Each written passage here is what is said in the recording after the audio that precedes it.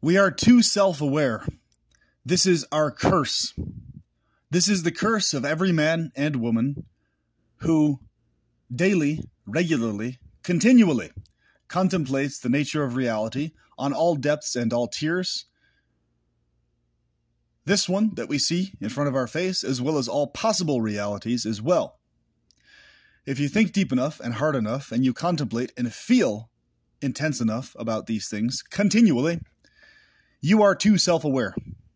This is your curse of consciousness. That's the curse of all of us who are too self-aware, like yourself. So, there is only 3 possible psychologies and sets of actions that you can act on when you become too self-aware. When this state of psychology and mind strikes you, hits you like a bolt of lightning, and permeates your physiology ever onwards.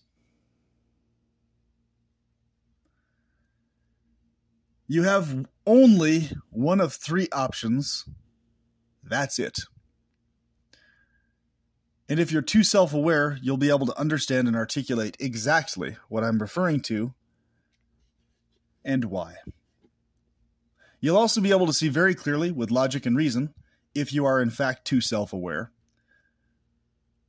that what I'm saying is completely accurate, and you will be able to independently verify this in your own life. You'll be able to confirm that any ideology, any viewpoint, any set of actions that you take does, as a fact, fall within one of these 3 folds of thinking and action. So let us begin, shall we? If you find that you're too self-aware,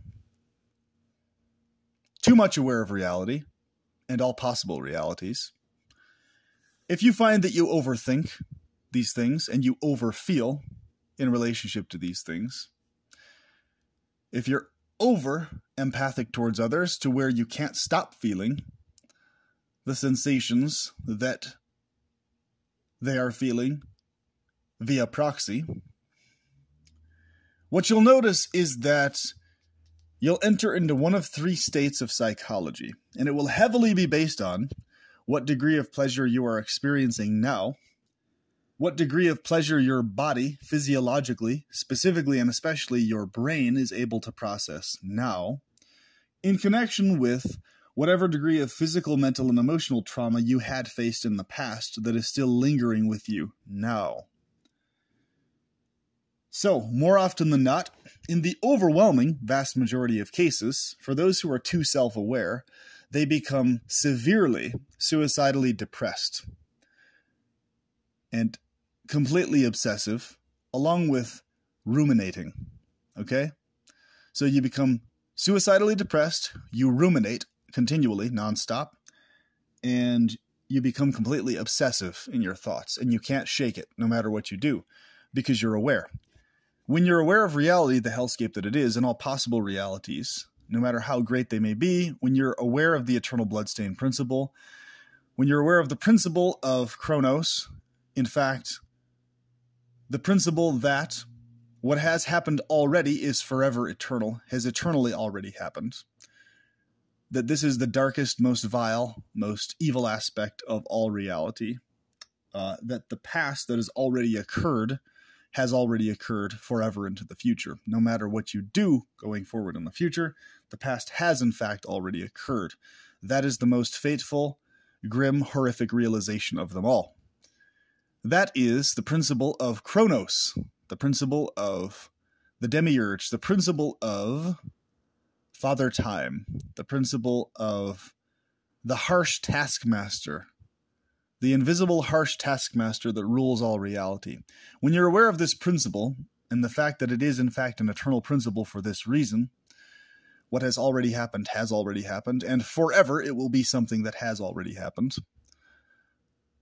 What will happen is, if you're fully aware of that, you will collapse on your knees, you'll scream, tears will gush out of your eyes, and you will want to find a way to kill yourself as quickly as possible. Now, you should not do this. I don't recommend you do this. I'm saying you should not, affirmatively, you should not allow yourself to enter into this degree of awareness of reality. And this is where the other two psychologies I recommend that I personally practice come in. So you can either do that, you can either let yourself fall into this despair of anguish in relationship to awareness of reality and make a pathetic attempt that actually won't work if you're even more aware of reality, of trying to escape from reality by killing your current body and brain, which will not lead to you escaping reality, even though that's the goal, and realizing that will lead you to be even more horrified and tormented beyond the ability to even bring yourself to kill yourself or contemplate suicide. And in fact, that's an entire topic in and of itself. If you want a mindfuck of a topic, that is the topic that you will want to listen to. But first, you need to listen to this video and what's talked about here, because only then, if you listen to this and understand these principles, will you be able to face being more aware of reality than even those who are suicidally depressed. It's a form of anguish you don't even want to ever get to. It's worse than being suicidally depressed because you're aware that suicide will not actually solve the anguish, and you're vividly aware of exactly how and why. You don't want to go there psychologically. It's worse than being suicidally depressed, if you can imagine that, and I've been there multiple times over. So, we'll talk about that later. But what I recommend is pleasurism. And there's two variations of pleasurism, okay? So, when you notice that you are on the brink of collapsing on your knees, screaming, and on the brink of all your various contemplations that are suicidal in nature, whatever the specifics may be, what I recommend you do instead is purposefully, intentionally embrace that which is tuned out from reality, that which is delusional, that which you know is delusional and illusory, as what you deem as sacred and what is worth focusing on with all of your thoughts and contemplation. So, a direct example would be this. Any micro thing at all in your life that you find pleasurable at all whatsoever still, that is what you need to focus all your attention and focus on.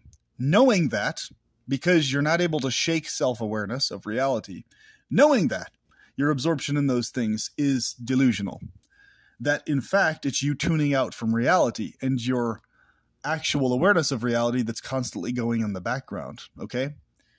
So what you do is you get yourself into a frenzy psychologically towards those things which give you any and all pleasure, okay? And what you also do is you contemplate those things that give others that you know that are close to you pleasure. And you frenzy yourself psychologically with obsession on pleasurable things, okay? You get yourself totally obsessed with those things, like an addict. But hopefully, ideally, and this is very important, you want to be addicted to things that do not cause damage to your brain or hormonal system. So you do not want to allow your addiction or obsession to shift to drugs that have adverse side effects. You want to make sure whatever you're shifting your addiction to is something that actually has some form of actual, tangible, real benefit to your hormonal system and your physical health, that's scientifically verified to be beneficial for your health, okay? This is what I'm referring to. So things such as healthy types of masturbation, specifically, healthy types of sexual contemplation, specifically, healthy types of interest in media, movies, entertainment, video games, hobbies, board games, skills, whatever it is, art, whatever it is that you find even slightly pleasurable, you need to obsess on what is pleasurable about those things and frenzy your psychology to be consumed with what it is you find pleasurable about those things.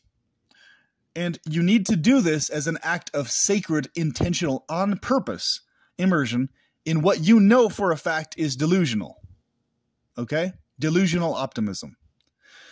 So you must see delusion, pleasurable delusion, as sacred to what you could almost term religious degrees or spiritual degrees of sacredness, contrary to what the world of bullshit will tell you, that you should scoff at, sideline, and see delusions as copes. No. You should not see them as copes, nor should you ever engage in them in a copy type of a way. That does not help jack shit. And it is a bullshit activity which will simply keep you in a state of perpetual suicidal depression, if you haven't noticed. You must treat delusion as something that is actually sacred. Okay? And I'm not exaggerating at all. You must have a positive perception towards that which is factually illusory, factually oblivious in nature to reality, and factually tuned out. To things that are unicorn fart in nature, you must attach actual sacred appreciation to. Things that you know are illusory. Okay? That needs to be where your appreciation actively is directed. Okay? Now, if that doesn't work for you, and you want to maintain your vivid self-awareness at the forefront of your brain in the course of what you decide to do going forward, well, you need to embrace and engage in the same pleasures, same hobbies obsessively, the same things that give you joy, sexually and otherwise, in every other way, to obsessive degrees. However, because you're deciding to not shake off intentionally and actively your vivid awareness of the horrors that you are knowingly and also unknowingly accidentally engaging in the course of that, well, what you're engaging in that case is what is accurately classified as micro-sadism, micro-sadistic demonic pleasurism. Okay? So micro-sadistic demonic pleasurism is the variation of exactly the same thing I just talked about.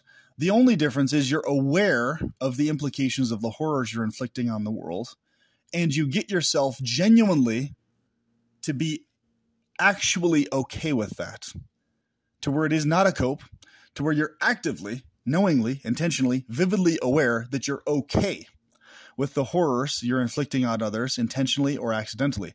The micro horrors. That's why it's called micro-sadistic sadism, because you must embrace sadism at least to the degree that you are genuinely okay with the collateral damage that takes place in the course of you desiring to pursue your pleasures while causing others minimal pain. But you have to be okay with the accidental pain you're causing others in the process. You cannot just be engaging in the pleasures without also being actually okay with the accidental torment you're inflicting on others. You have to be actually okay with it, okay? So within the realm of bullshit, people will go on and on and on about how, no, it's only ever cope, it's only ever... No. You have to get beyond cope in order to enter into the realm of pleasurism. Cope isn't sufficient. You have to actively be okay with the horrors you're inflicting on others and embrace your own demonism, embrace your own micro-evils to actually be an effective pleasurist if you embrace an aware type of pleasurism, where you maintain awareness of the hellscape that is reality. But if maintaining awareness of the hellscape that is reality is too much for you, then you need to embrace the oblivious variation of demonism. Okay? So, there are the two types. There are oblivious, sacred, delusional pleasurism, OSDP, and micro-sadistic demonic pleasurism.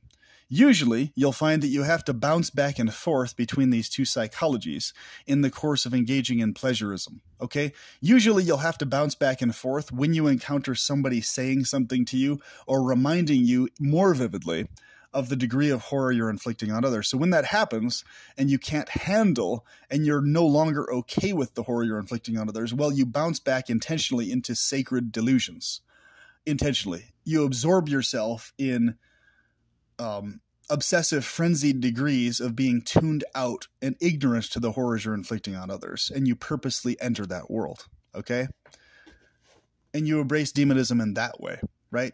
You tune yourself out like a little lovey-dovey love doll bubble butt individual, basically, where you absorb yourself in a unicorn fart paradise fantasy containment bubble, a cartoony, lovey-dovey, kissy, cuddly little fantasy, and you embrace your man-child or woman-child, etc., on purpose. And when that stops working, when someone really gets on you about it and starts hounding you about it, then you shift back and bounce back into micro-sadistic demonic pleasurism, where you are actively aware of the horrors you're engaging in and you're okay with it, with a smirking, dark look on your face, okay? So you bounce back and forth between these two types of pleasurism, and you'll notice that as the world goes around, everybody everywhere is always going to be saying one of two things to you. They're always going to be saying, oh, you're tuned out, you're oblivious to reality when you're absorbed in your obliviousness. And you're like, exactly, motherfucker, that's exactly why I'm doing it. I'm happily tuned out from reality because I'm absorbing in oblivious pleasurism on purpose. That's why. So fuck off. And the other version, when you're aware of exactly what you're doing, you're like, exactly, but reality operates that way. There's literally no way around being demonic in behavior and activity. And you can see this if you're an aware person, if you're too aware. So fuck off also, because yes, I'm aware of it and I've made myself okay with it genuinely. The horrors and torments I inflict on others, the micro horrors and torments specifically. That's why there's a difference between micro sadism and macro sadism. Okay. So no, you should never engage in macro sadism. Macro sadism is the variety of engagements where people are actually being harmed and stuff.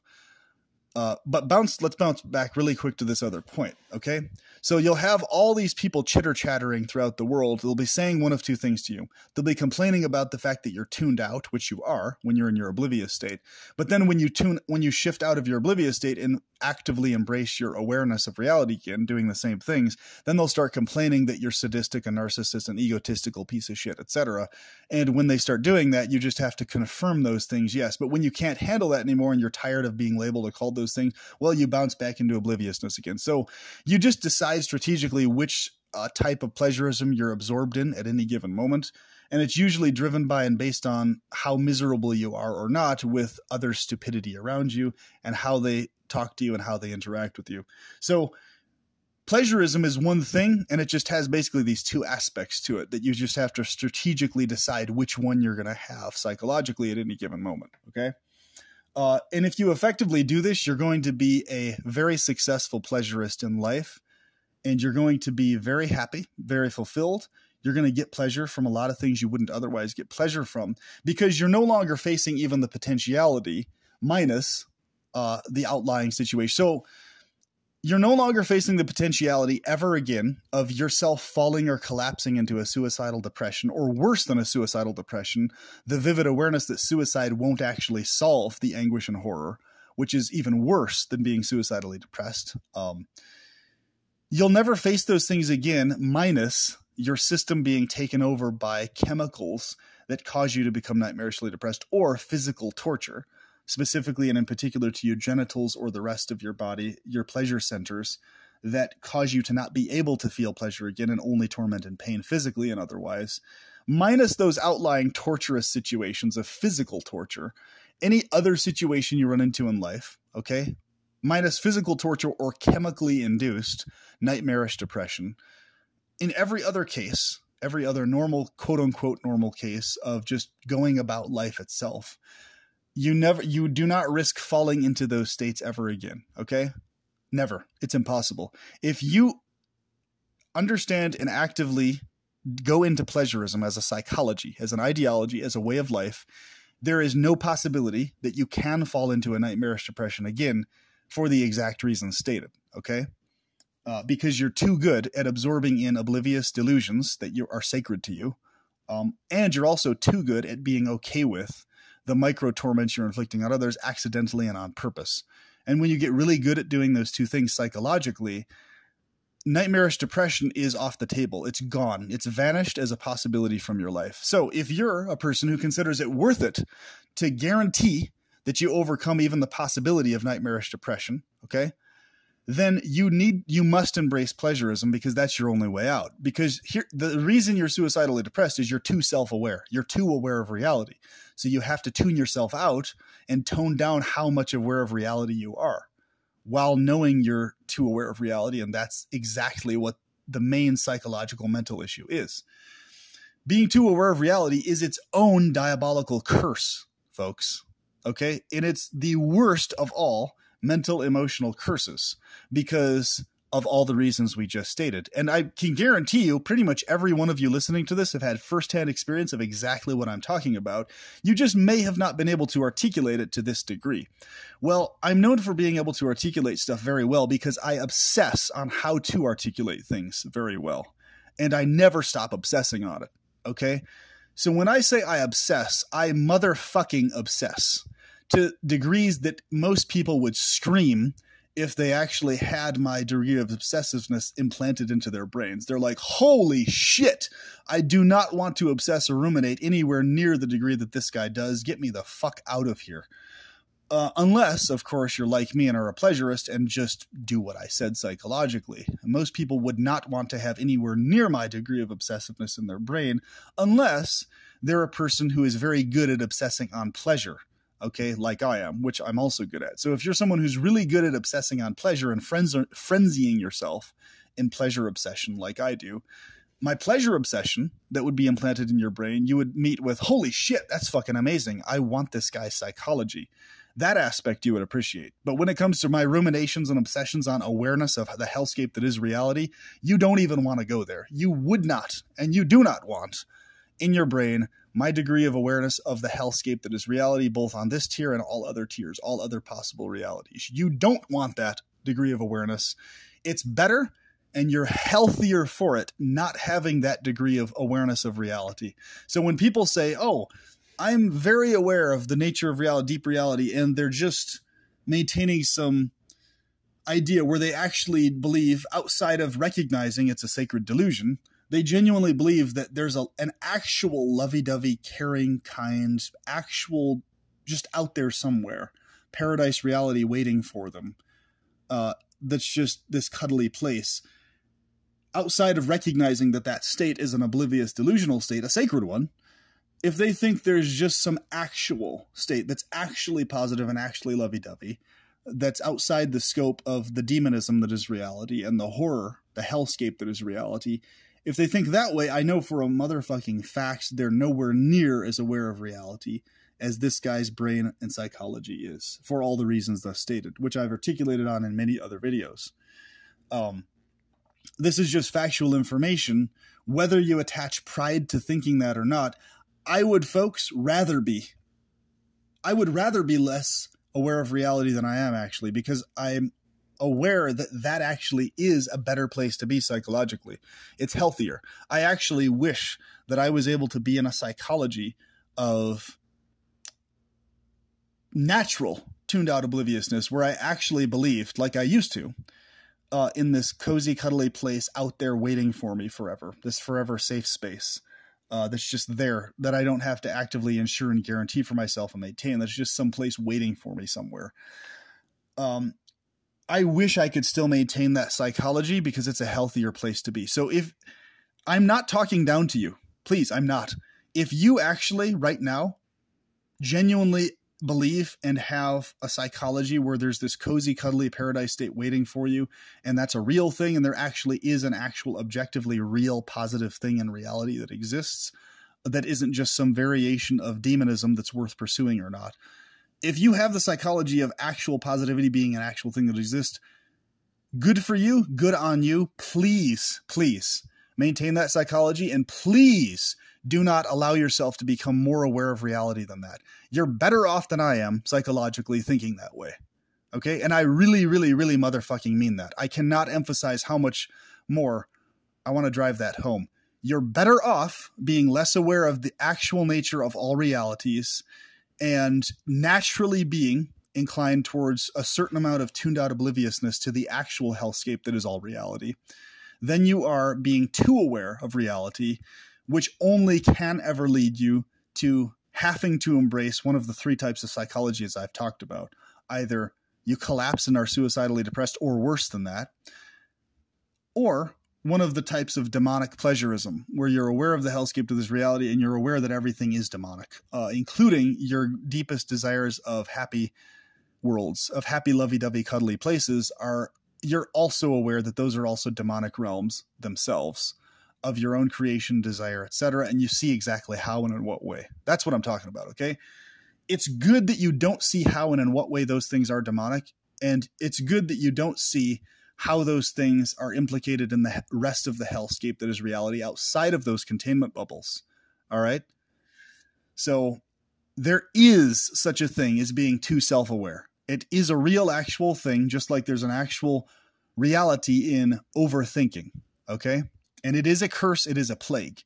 You do not want to be too aware of reality, nor do you want to overthink. But if you're a person like me who can't help it, who is too aware of reality, and who does always overthink, then you must, and you'll only be able to embrace one of the three types of psychologies I talked about. So what's interesting is people who aren't actually as aware of reality, they're just naturally engaging in the oblivious, tuned out type of psychology towards reality. They just don't realize, because they're oblivious and tuned out, that that's what they're doing. They're absorbed ignorantly in, benevolently so. It's good and it's healthy that they're ignorantly absorbed in this. This isn't a bad thing, once again, because it's a sacred delusion. But they're naturally engaged in a sacred delusion versus having to purposefully, intentionally put themselves there, like a person like you and me has to, okay? So it's a beneficial place to be. If you're naturally that way psychologically, if you can naturally lean towards oblivious delusions and convince yourselves that they're the reality and actually true, awesome. Good on you for it. You're that much better off for it. You're naturally good at absorbing in sacred delusions, okay? So keep doing that. Do so. I'm not being sarcastic. Do not process this as sarcastic, okay? I'm being serious. You should maintain a psychology that makes it easier for you to absorb in sacred delusions. You should maintain that. That's healthy, okay? It's bad for your psychological health to be too self-aware, okay? And honestly, I think if there is some demiurge or femiurge entity that in fact actually exists as an entity that's calculated and aware, one of the main torments they inflict on people like me mentally and emotionally is making sure we never are able to shake off being too self-aware or too aware of reality. It's one of the worst emotional and mental curses there are of them all. It's horrible. And it's definitely inflicted by, if an entity like that exists, it's obviously one of the main sources of mental torment that they inflict on us, okay? Now, if you think deep enough, well, if you overthink enough about this, and if you feel too much about this, and if you obsess on what I've said, you'll be able to confirm everything I've talked about.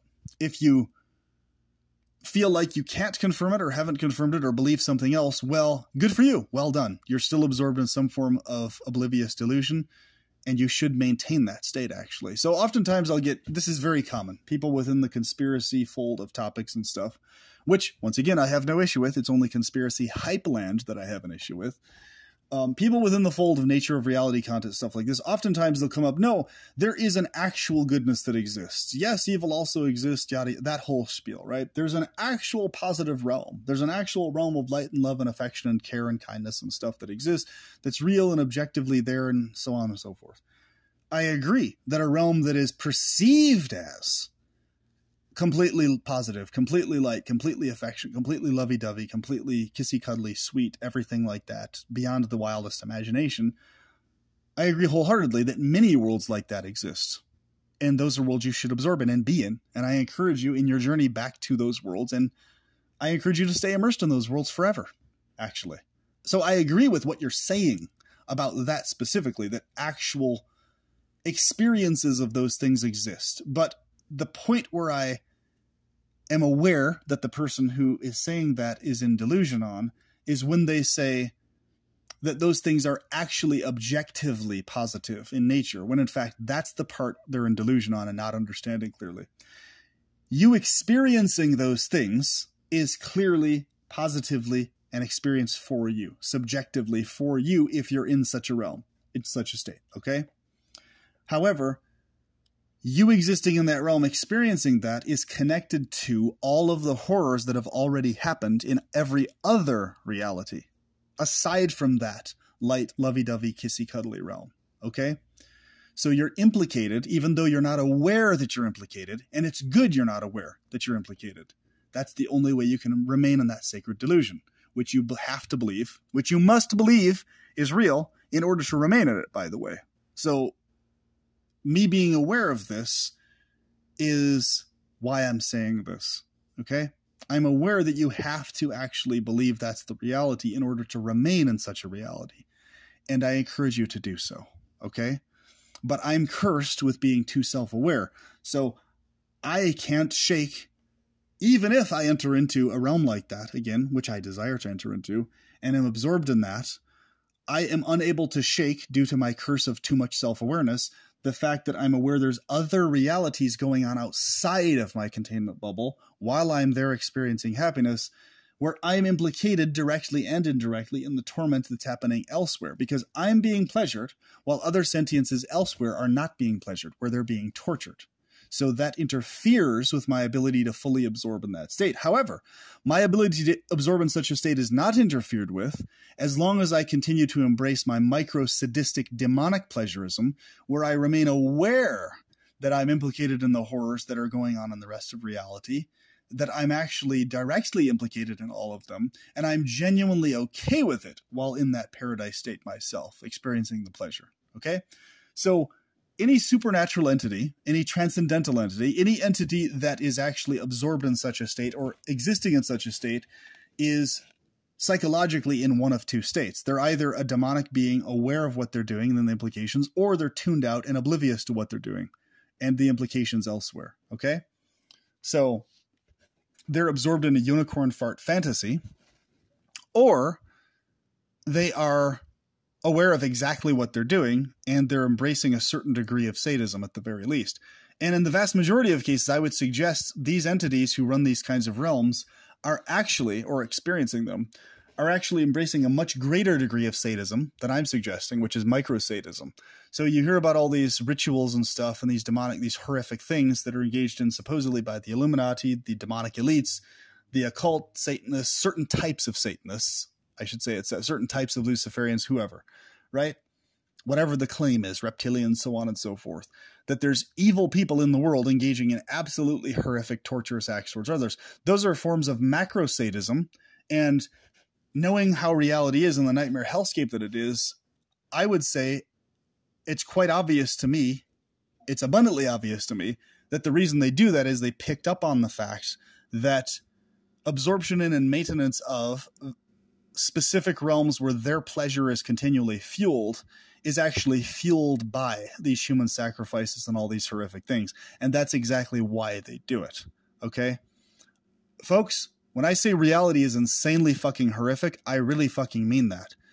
So you can understand exactly, pinpointedly, why people would engage in those kinds of ritual acts if you've experienced the degree of pleasure you feel in life from even micro-sadism. Okay? So if you extend that further to the role of macro-sadism, specifically subversive, secretive macro-sadism, then you'll understand everything you need to know about why these elites are able to get away with this, why they have their little cabals, their little cliques and everything else, because they've simply picked up on the fact that that's how reality works. In order to obtain a transcendent state, you have to embrace various kinds of demonism, and to whatever degree of demonism you embrace, of a secretive, subversive variety, to that degree you become a demonically empowered entity, at the very least psychologically, while in this life. Okay? For all of you who are secularists and don't believe in an afterlife, it does affect the psychology here in this life. In other words, they mindfuck themselves in this life to be immune to various things, such as, in particular, suicidal depression or worse.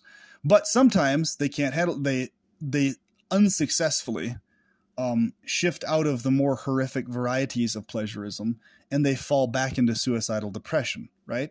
And this happens even among those same elites, and they feel this overwhelming guilt and everything else that causes them to collapse to the floor. Or they overdose on drugs due to that realization, etc., that's kicked back in their psychology. This is why I recommend micro-sadism, never macro-sadism, okay? For this exact reason. Because micro-sadism, it's a lot easier to actually convince yourself to be fully okay with it, right? Let me give you an example of micro-sadism, okay? It's a hot summer day. You're out in the wild. You're out in the wilderness. You have a bunch of flies buzzing around your head all the time, and you set up a fly trap, okay? So those flies get caught on it. They're in misery, trapped on the trap, dying, and you're genuinely okay with the flies dying. You're not in a psychology of, oh, it disturbs me that the flies have to die, that I have to do this. Ah, doesn't this suck? That's not your psychology as a microsadist. As a microsadist, you're like, nope, it's worth these flies dying and suffering in the process of dying because I need to be freed from these fucking flies biting me. I need the pleasure of not being bitten by flies. That's an example of microsadism. Does it make sense?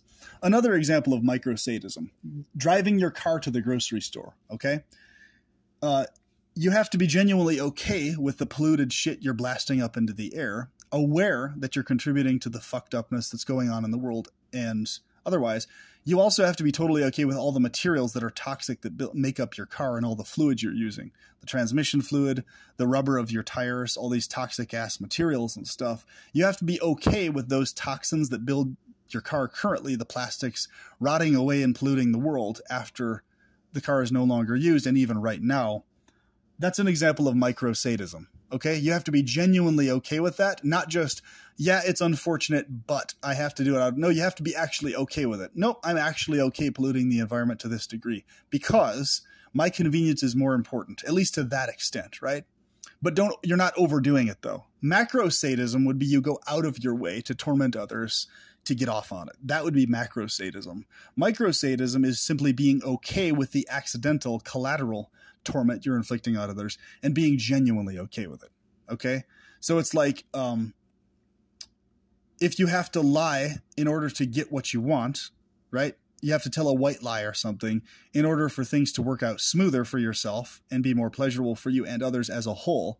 You're willing to do that and be genuinely okay with it. That's an example of microsadism. Okay? Macrosadism is lying in ways that actually horrifically damage and harm people in lasting ways, specifically and especially physically and otherwise, in ways that are like irreversible, okay? That would be microsadism in the realm of lying. So take anything you could do that you would consider evil, right? And think about the psychology towards that thing. So actually think more specifically this way. Anything you could do that is pleasurable but simultaneously, obviously, causing collateral damage to someone else while giving you pleasure, okay? Even though you're not wanting it to cause damage to others. Psychologically being okay with any of those things, genuinely being okay with it, is microsadism, all right? Psychologically relishing and being happy about torment that's inflicted on others is macrosadism. That's not what your psychology is as a microsadistic pleasurist. Your psychology caps off at the point of being okay with the collateral torment, but you're never actively happy about the torment you're actively inflicting. Okay? I hope that differentiation makes sense so that you don't have assholes trying to claim that you're a macrosadist when you're in fact not a macrosadist. Because like you, I also find zero pleasure in others being tormented emotionally, mentally, or otherwise by what I say or do, even though I recognize collaterally that is oftentimes what takes place. But I don't allow myself to be disturbed by that anymore the way I used to, okay? Because in the past, I realized, well, no matter what, that's going to be happening anyway. No matter what I say or do, people are going to be micro-traumatized no matter what anyway, even though that's literally never my intention. So I have to just be okay with that occurring in them, in their psychologies, etc., because there's literally nothing I can do about that if I'm going to go about my life and not constantly all day, every day, just be groveling on the floor, screaming in suicidal depression. You see? So there you have it. Because all of us who are too self-aware, we're too self-reflective as well. So we'll be severely bothered internally, and others won't even recognize it, by something we've said to others that even slightly might have hurt them. And that'll severely bother us internally. And we'll also recognize that they won't believe that it's actually bothering us to the degree that even though it is. So it's this spiral of self-torment that we're facing inside ourselves that others don't even believe is there, but it actually is there. That's another aspect of being too self-aware. You face the curse of no one ever believing that you're facing a spiral of self-torment inside in relationship to everything accidentally you've said to them that's hurt them, or as collateral in the course of doing something you feel is necessary, and they don't believe it. They think you're enjoying inflicting pain actively to a macro degree when you're actually not. So this is the curse of the hyper introvert, of the hyper self-aware, of the hyper deeply contemplative, obsessive among the autism spectrum individuals, etc. This is the curse of all of us. Okay. All of the things I've stated in this video are the curse we face every single day of our existence. Okay. And it's either nightmarish if you let it be nightmarish, but the other aspect of pleasurism is ensuring and guaranteeing that you continue to fuel yourself with constant sources of pleasure and you make certain of it. All right. So that aspect I'm going to talk about more in other videos. These videos are going to be sort of a series connected together, but they can also be watched independently. But it's useful to watch them together because every little aspect is so key and so important. There's no room for wiggle room. You have to be very precise in what pleasures you, what makes you feel good, and you have to be very precise in guaranteeing you continue to experience that with no possibility of that pleasure being lost to you or being taken from you. Okay? You have to be very adamant that you maintain these pleasures and obsessive about it in order to guarantee you have them accessible to you at all times. Okay? So guaranteeing accessibility to your constant sources of pleasure is a huge aspect of pleasurism because it makes it that much more convenient to apply the psychology of pleasurism to your engagement in pleasure. Okay? So those things combined all together guarantee that you remain immune from suicidal depressive thoughts. So the main problem within the majority of the antinatalist, effilist, and even nature of reality content stuff is almost no one ever talks about what I just said here, if ever. Okay? People are just talking about suicidal depression as if it's something that's just automatically always going to be there. No, it's something you need to actively get rid of, even the potential of feeling, minus outside-induced chemical nightmare depression or physical torture. Okay? I'm talking about situationally. You need to situationally, in every other way you imaginably can, eliminate even the possibility of your own suicidal depression from even being a possibility. Okay? And if you actually care to feel good health-wise, because here's what goes on within the realm of promortalism as a chronic thing every day if you don't do this. Every single day you wake up 24/7, it's going to be this constant ring around the rosy back and forth. Why am I still living? Why? And you're never going to have ever, even once, a good reason why you're still living, both philosophically, ideologically, or situationally, on top of being nightmarishly depressed due to not embracing pleasurism of one of the two varieties I described or actively engaging in it. So you're always going to be going in circles with yourself about always being on the borderline of suicidal depression or directly in suicidal depression, and always trying to have to cope or convince yourself to keep going like a fucking zombie. So you're living as if you're already dead. In order to snap out of that, you have to embrace pleasurism. There's no way around it, you know? And it's amazing to me how so many people rather remain in a zombie-like state of always teetering on suicidal depression and allowing themselves to stay in that fucking state by actively not embracing pleasurism of the two varieties I talked about. It's mind-boggling how people would actually rather remain in that zombie state of nightmarish suicidal depression or always being borderline on the border of that, both ideologically and situationally. It's unbelievable, right? So, because that's the only result if you actually go all the way into promortalist ideology or psychology. I'm not a promortalist, by the way, but if you do, and you are a promortalist, that's the only, this is why you have notable suicides among promortalists more frequently than others. And it's going to just remain a pattern or a trend unless and until people start embracing pleasurism and actively discussing it and getting beyond cope. It's a big problem. It's a big motherfucking problem that people only ever extend it to cope. It's really stupid because you have to get beyond cope in order to actually feel really real positive pleasure once you've become fully self-aware, once you've become too self-aware, okay? The majority of antinatalists and effilists are too self-aware. That's the curse, that's the issue they face. But very few of them, up to today, are willing to embrace pleasurism, and they'd rather remain in a state of teetering on suicidal depression all the time, over and above fully embracing pleasurism, okay? That's one part of it. The other part of it is the factual reality of the fact that their past traumas are still eating at them, along with new traumas they're facing today, okay, including their suicide attempts, etc. So they're just piling up this mass pile of new traumas combined with old traumas, and they're not ending the cycle actively, okay? All of us face baseline trauma of a diseased world, radiation from the sun, all sorts of bullshit that's blasted, chemicals and everything else, old age being imposed on us minus transhumanist tech, etc. So we all face the baseline torments, okay? The baseline traumas chronically every day.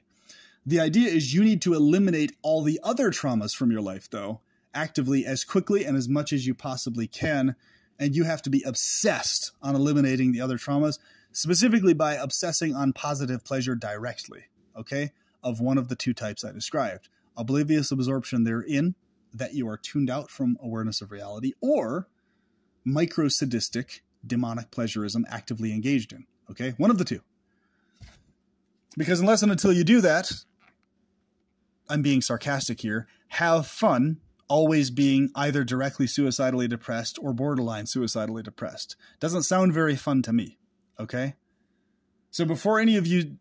So if someone hasn't listened to what I actually said in this video, and if they're a dumbass little motherfucking troll, this is exactly what they're going to say right now in the comments section. I guarantee this is exactly what they're going to do, okay? So don't be one of these dumbasses, all right? Thank you for actually listening and actually having basic sense. But I'm going to give you an example of exactly what a troll would say in response to this video before they even say it.